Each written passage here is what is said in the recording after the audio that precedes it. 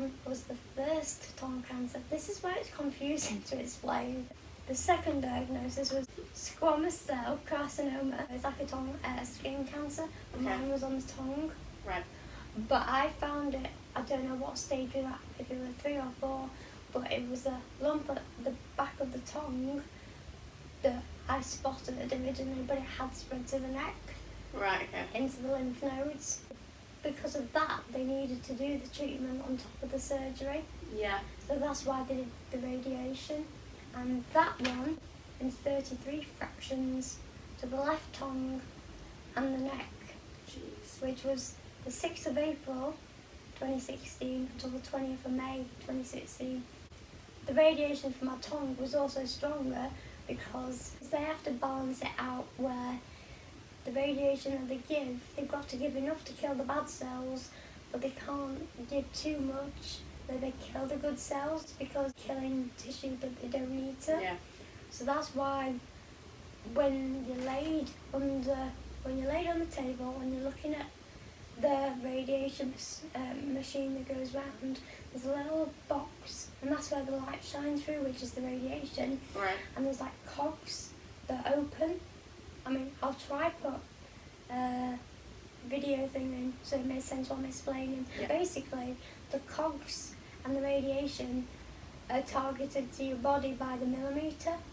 So the technology is advanced that much that they can work by the millimetre now. Right. What did they used to work by? I don't know, but basically that's why my kidneys are damaged now, because when I was little, it wasn't as advanced.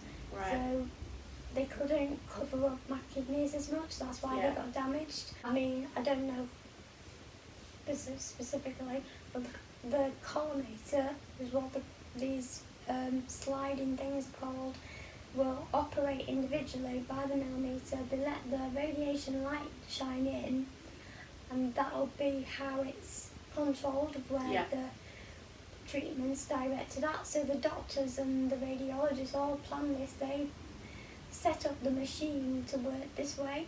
Right. I don't know how they do it or what they do. It's amazing, isn't it? But yeah, they program the machine, and the machine does what it's set up to do. So when I was laid, I could see in the reflection that the light on my face would go up here, and then it would drop down underneath my eye. So like part of the collimator will have closed a bit so that it dropped down, and then it opened back up again, so they went a bridge on my nose, and then it closed a bit more, so they went back under my eye. So that's amazing. they obviously were trying to, they don't want to go near anywhere, they don't need to, because they don't want to cause any more damage or late effects. And they can do that now? For something else, yeah. Because I noticed when it went round the side, it opened up much wider. So obviously they get in the main area where it spread to. Yeah. And like the dosage as well, they gave the maximum dose that they could. So this is why for my second tongue cancer, they can't really give me any more radio. Basically said it wouldn't be beneficial because they already maxed it out before, but I don't need it because they managed to remove everything for the second tongue cancer. So luckily you don't need anything anyway? No. When I was on the table, I had to have the mask fitted because you have to be in the exact same position each time, because obviously it's working by the millimetre. Yeah. So I remember laying there and I tried to relax my tongue into the same position every time, and the head mask would be pinned down to the table.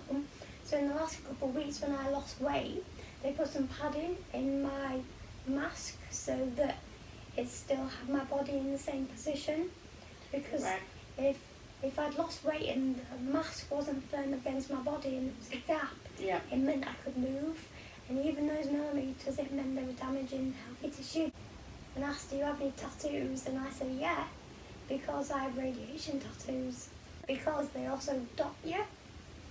They get a tiny little, literally permanent marker tattoo pen mark. I didn't have to have it this time because I've still got the ones on my stomach From last time. from 15 years before. Yeah. So because it's all in front, they had the dots on a mask and they wanted to put a dot here. But I said, oh, I've got one here. Yeah. So when the laser that ran over me, like that they did to line up, they moved 1 centimetre to the left. Yeah. off that mark. Also the improvement as well from when you first had it to now, like of what they can do now, like especially the millimetre thing, Yeah.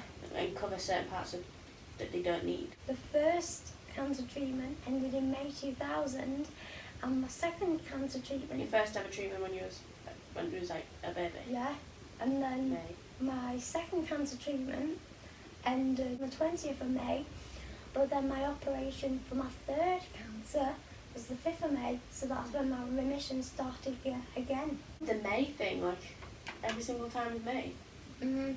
We said, didn't we? Like that's weird. But it's interesting, some people say that your body and your cells regenerate, but that's just interesting how the first cancer was found December. In the December, I found my second one in the December, and I mean my third one's just probably been underlying and ongoing and changing gradually. Yeah. But it's just interesting how the surgery fell in May. You've had it 3 times and every time remission has been in May.